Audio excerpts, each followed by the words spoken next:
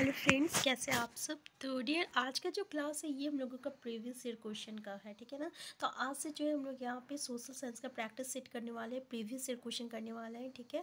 तो चलिए हम लोग स्टार्ट करते हैं आज का क्लास। तो 6 to 8 की एनसीईआरटी की जो एमसीक्यू है उसका क्लास ऑलरेडी चल रहा है और साथ में जो है हम लोग प्रीवियस ईयर क्वेश्चन भी करेंगे, ठीक है। यानी हम लोग एटलीस्ट जो है 25 क्वेश्चन एक सेट में करने वाले हैं। आज का जो क्लास है ये प्रीवियस ईयर का प्रैक्टिस सेट 1 है।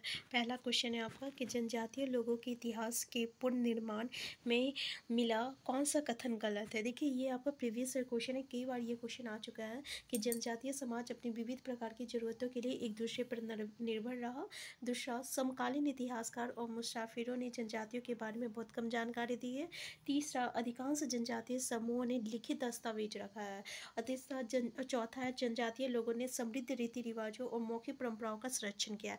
तो देखिए इसमें से ये जो स्टेटमेंट जो है ना बिल्कुल गलत है। हमारा क्वेश्चन क्या बोला, कौन सा कथन गलत है, ये बिल्कुल सही है, ये स्टेटमेंट बिल्कुल गलत है। हम लोग एनसीईआरटी में पढ़े हैं कि जो जनजातीय समूह जो है ना वो कोई भी लिखित दस्तावेज नहीं रखे हैं। अपनी परंपराओं और अपने समृद्ध रीति रिवाजों के लिए वो मौखिक परंपरा का ही संरक्षण लेते हैं। मतलब क्या हुआ कि कोई दादा जो है वो अपने बेटा को बोलता है कि देखो भाई, हम लोगों का ये रीति रिवाज है, ये हम लोगों की मतलब कि परंपरा है। तो वो उसके फिर अपने अगले वाले वंश को बुलाएगा, वो अपने बेटे को बोलेगा, वो अपने बेटे को बोलेगा, और यही जो है पीढ़ी दर पीढ़ी जो चलता रह रहा है। कहने का मतलब है तो इस तरीके से इन लोगों ने किसी भी तरह का लिखित दस्तावेज जो है नहीं रखा है, ठीक है। तो ये क्लियरली इंडिकेट किया गया है, इसलिए हम कहते हैं कि आपको एक बार एनसीईआरटी के चैप्टर को जरूर पढ़िए, क्योंकि यहाँ से जो है हमें बिल्कुल मतलब कि आपका क्वेश्चन जो रहेगा बन जाएगा। तो हमारा आंसर क्या हो जाएगा, आंसर सी हो जाएगा। नेक्स्ट क्वेश्चन है आपका कि भारतीय संसद पर दिए गए ए और बी कथनों पर विचार कीजिए, ठीक है। आपको पता है कि सीटेट में एजर्शन रिजर्वेशन और इसी तरह के क्वेश्चन जो है हमें स्टेटमेंट बेस्ड क्वेश्चन देखने को मिलता है। तो देखिए कोई भी राजनीतिक दल जिसके पास लोकसभा में कितने भी संसदीय सदस्य वो सरकार बना सकती है। दूसरा, लोकसभा, राज्यसभा और राष्ट्रपति संसद के अंग है। देखिए इसमें कौन सा स्टेटमेंट सही है गलत है। जैसे ए बी दोनों गलत है, ए केवल ए सही है, केवल बी सही है, और ए बी दोनों सही है। तो भैया हम लोग ये पढ़े हैं ना आपका कि कोई भी राजनीतिक दल ऐसा नहीं होता कि कोई भी सरकार बना सकती है। तो आपको पता है ना कोई भी सरकार कब बनाती है, जब वो बहुमत से जीतती है तभी वो अपना जो है सरकार बना सकती है। तो ये तो हमारा स्टेटमेंट भाई गलत है। दूसरा क्या बोल रहा है कि ये बिल्कुल सही है कि लोकसभा, राज्यसभा और राष्ट्रपति संसद के अंग होते हैं। तो अगर हम देखें तो इसमें केवल आपका बी सही है, ये तो गलत है, इसलिए आंसर सी जो रहेगा करेक्ट आंसर हो जाएगा। नेक्स्ट क्वेश्चन है, निम्नलिखित में से किसको भारत में राज्य का पहला नागरिक कहा गया है। गृह मंत्री, राज्यपाल, मुख्यमंत्री और उच्च न्यायालय का मुख्य न्यायाधीश। तो भाई इसका आपका पता है ना कि किसको कहते हैं हम लोग, राज्यपाल को कहते हैं, यानी प्रेसिडेंट को कहते हैं, ठीक है। क्या कहते हैं कि भारत का पहला नागरिक कौन होता है, राज्यपाल होता है। नेक्स्ट क्वेश्चन है आपका कि अजंता गुफा चित्रों में इस्तेमाल किए गए रंग निम्नलिखित में से किस सामग्री से प्राप्त किया गया। ग्रेफाइट, पौधे और खनिज से, स्लेट से और पशु अंगों के अवशेष से। तो देखिए ये पौधे और खनिज से जो है प्राप्त किया गया है, तो याद रखिएगा कि और ये जो है आपका बिल्कुल एनसीईआरटी में दिया हुआ चैप्टर में कि अजंता गुफा के चित्र में जो रंगों का इस्तेमाल किया गया है वो पौधे और खनिज से प्राप्त है। तो आंसर बी जो रहेगा हम लोग का करेक्ट आंसर हो जाएगा। नेक्स्ट क्वेश्चन है आपका, निम्नलिखित में से कौन सा बौद्ध धर्म के त्रिरत्नों में से नहीं है। धम्म, अहिंसा, संघ और बुद्ध। तो भाई इसका आंसर क्या हो जाएगा, आंसर बी हो जाएगा। अहिंसा जो है नहीं है, ये पता है आपको।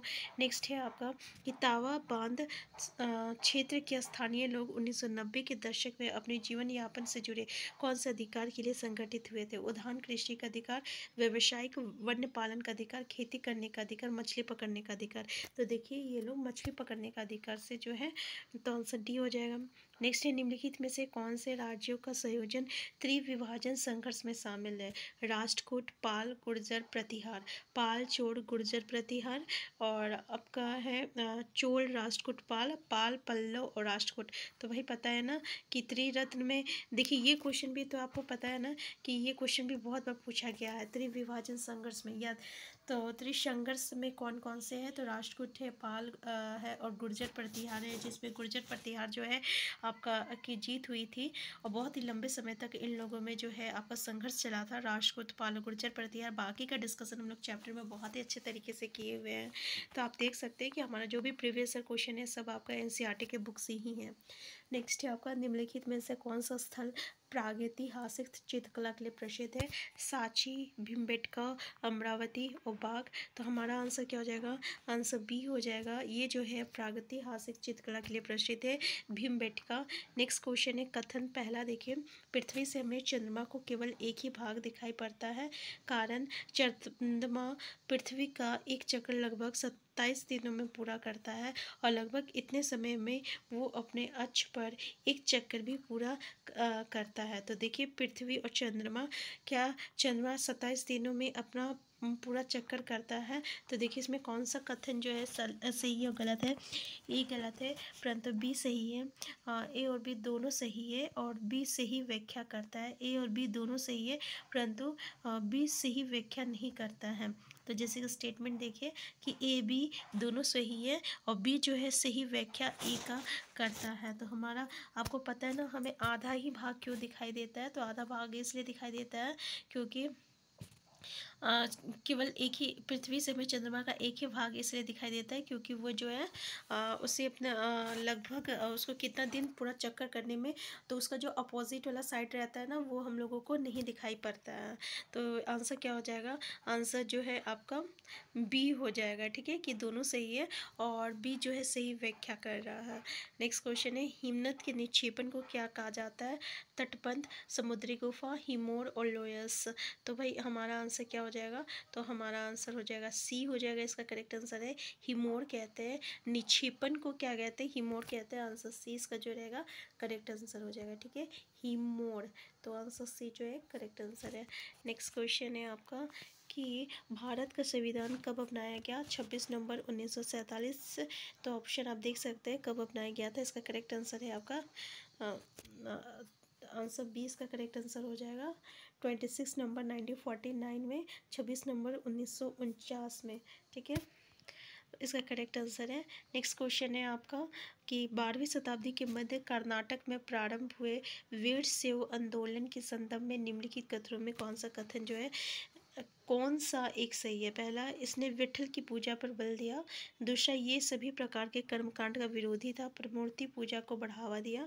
नेक्स्ट है, इसने जाति और नारी के प्रति व्यवहार के बारे में ब्रह्मवादी विचारधारा के विरुद्ध तर्क दिया। चौथा है, ये नामदेव और उनके साथियों द्वारा शुरू किया गया। तो भाई हमारा आंसर क्या है? करेक्ट आंसर इसमें बोल रहा है कि कौन सा एक कथन जो है सही है? तो ये बिल्कुल सही है कि इसने जाति और नारी के प्रति व्यवहार के बारे में ब्रह्मवादी विचारधारा के विरोध तर्क दिया। तो आंसर सी हो जाएगा। नेक्स्ट है, भारत में ग्राम पंचायत कितने वर्षों के कार्यकाल के लिए चुना जाता है? 4, 5, 3, 6। तो आपको पता है कि ये जो है आपका 5 साल के लिए चुना जाता है। नेक्स्ट है, लौटते मानसून के समय आर्द्र पवनें बहती है घाटी से मैदान की ओर, स्थल से समुद्र की ओर, समुद्र से स्थल की ओर, पठार से मैदान की ओर। तो ये आपका स्थल से जो है समुद्र की ओर बढ़ती है। ठीक है तो लौटते मानसून के समय आर्द्र जो है आर्द्र पवनें स्थल से समुद्र की ओर बहती है, जो कि हम लोग जो है अच्छे से डिस्कस किए इस चैप्टर में। ठीक है तो समुद्र से स्थल से समुद्र की ओर बहती है आर्द्र पवनें। नेक्स्ट क्वेश्चन है आपका कि ऐतिहासिक स्थल वो है जहाँ पहला, अतीत की स्मृति शेष अवशेष मिलते हैं, उत्खनन की क्रियाकलाप होते हैं और इतिहास प्रिय लोग जुटते हैं और इतिहासकार इतिहास लिखते हैं। तो इतिहासकार इतिहास तो लिखेंगे नहीं। तो बिल्कुल सही है ना कि जहाँ पे हमने अतीत की स्मृति या अवशेष मिलते हैं उसी को हम लोग ऐतिहासिक स्थल कहते हैं। ठीक है जैसा हड़प्पा स्थल, वहाँ हमें इतिहास के बारे में बहुत कुछ देखने को मिला है, तो वो से ऐतिहासिक स्थल है वो। ठीक है नेक्स्ट क्वेश्चन है आपका अंतरिक्ष। नेक्स्ट क्वेश्चन है, लार ग्रंथि द्वारा कौन सा पाचक, ये साइंस का क्वेश्चन आ गया, सॉरी। नेक्स्ट है, अंतरिक्ष से प्रवेश करने वाला उल्कापिंड वायुमंडल किस परत में आने पर जल जाता है? हम आपको बताए थे ना। और हम देखिए कुछ टॉपिक आपके यहाँ पे एक एक टॉपिक आपको यहाँ पे हम देते हैं, जो कि सिर्फ 5 मिनट का रहता है हमारा टॉपिक। और वो टॉपिक ऐसे ही टॉपिक पे डिस्कस करते हैं जहाँ से हमें हमेशा सीटेट में क्वेश्चन देखने को मिलता है। तो इसमें से हम आपको ये टॉपिक पढ़ाए थे। ये टॉपिक में से आपको सीटेट में हमेशा 1 या 2 क्वेश्चन देखने को मिलेगा। ऐसा हर एक सीटेट में यहाँ से एग्ज़ाम में आपको क्वेश्चन देखने को मिलता है। तो देखिए पहला है समताप मंडल, मध्य मंडल, ब्रह्मंडल और बहिमंडल। तो भाई आपको पता है ना कि मध्य मंडल में आते ही जो है ये जो उल्कापिंड जो है ये आपका जल जाता है। इसके अलावा सारे मंडल के बारे में हम लोग डिस्कस किए थे ना कि कौन सा मौसम संबंधी, हमें कमेंट बॉक्स में बताइए कि कौन सा मौसम संबंधी घटनाएं जो होती है किस मंडल में होती है, और कौन सी मंडल जो रहता है ये मौसम संबंधी घटनाओं से मुक्त होती है, और हवाई जहाज उड़ाने के लिए कौन सा मंडल उपयुक्त होती है, और रेडियो संचार कौन से माध्यम में होता, कौन सा आपका मंडल में होता है, ठीक है। और ये सब, और हीलियम जैसी गैसेस जो होती है वो कौन से मंडल में तैरती है। ये कुछ इंपॉर्टेंट क्वेश्चन है, ये आप हमें ज़रूर बताइएगा। साथ में कमेंट बॉक्स में जो है इसका क्रोनोलॉजिकल ऑर्डर जो है ज़रूर बताइएगा, क्योंकि क्रोनोलॉजिकल ऑर्डर से भी हमें क्वेश्चन देखने को मिलता है। अभी हम जितने भी क्वेश्चन यहाँ पे डिस्कस किए वहाँ हर एक क्वेश्चन से जो है हमें यहाँ सीटेट में क्वेश्चन देखने को मिला है। नेक्स्ट है वितरण के आधार पर संसाधनों को वर्गीकृत किया जा सकता है। पहला सर्वव्यापक संसाधन और स्थानिक संसाधन, वास्तविक संसाधन और सर्वभाव संसाधन, नवीकरणीय संसाधन और अनवीकरणीय संसाधन, जैव संसाधन और अजैव संसाधन। यहाँ पे बोला वितरण के आधार पर, तो वितरण के आधार पर बोला है हम लोग जो है संसाधन को अलग अलग तरीके से जो है आपका यहाँ विभाजित करते हैं, मतलब वर्गीकृत करते हैं। उसमें जो है यहाँ पे पूछा है वितरण के आधार पर। वितरण मतलब क्या होता है, इसका डिस्ट्रीब्यूशन के आधार पर। अगर हम पानी की बात करते हैं तो पानी हर जगह मिलता है, तो हम उसको कहेंगे सर्वव्यापक संसाधन है। लेकिन अगर हम बात करेंगे सोना की, तो सोना हर जगह नहीं मिलता, तो वो स्थानिक संसाधन हो गया। आंसर ई जो रहेगा करेक्ट आंसर हो गया, ठीक है।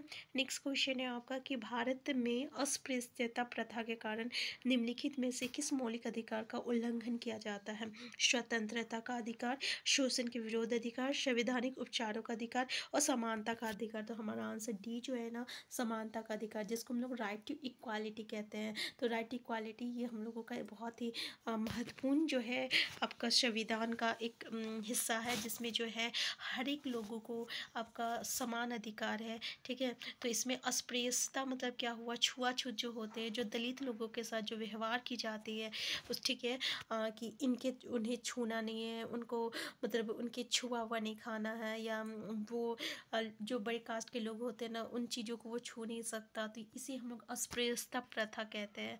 तो ये जो है आपका किसका उल्लंघन करता है, समानता का अधिकार का जो है उल्लंघन करता है, ठीक है। नेक्स्ट को जो क्वेश्चन है ये देखिए, भारतीय संविधान की व्याख्या का अंतिम अर्थ निर्णायक किसे माना जाता है? न्यायपालिका को, अटॉर्नी जनरल, भारत के राष्ट्रपति और संसद। तो भाई हमारा करेक्ट आंसर क्या हो जाएगा, न्यायपालिका को माना जाता है। भारतीय संविधान की व्याख्या का अंतिम अर्थ निर्णायक जो है ये हम लोग न्यायपालिका को मानते हैं। तो आप देखे होंगे अगर आप हमारे साथ जो है चैप्टर का डिस्कशन में या एमसीक्यू में अगर बने हुए हैं तो आप देखे होंगे ये सारे क्वेश्चन आप बहुत ही अच्छे तरीके से कर चुके हैं, क्योंकि अभी तक हमने जितने भी पढ़े उसमें से ये क्वेश्चन जो है अधिकतर आ गया है, ठीक है। क्योंकि हमारा क्लास 8 का भी एनसीईआरटी की जो हिस्ट्री है ना वो बाकी है, ज्योग्राफी कंप्लीट हो चुका है, सिविक्स बाकी है, तो हम उससे भी कंप्लीट कर रहे हैं। अगर आप चैनल में नए हैं चैनल को सब्सक्राइब कर लीजिएगा, वीडियो हेल्पफुल होगा तो लाइक शेयर करना मत भूलिएगा। आज का क्लास हम यहीं तक रखते हैं। हम ऐसे तो बोले थे 25 क्वेश्चन करेंगे, लेकिन वीडियो बहुत लंबी हो जाती है, इसलिए हम जो है आज 20 क्वेश्चन डिस्कस करेंगे। हम फिर मिलते हैं नेक्स्ट क्लास में। Thank you.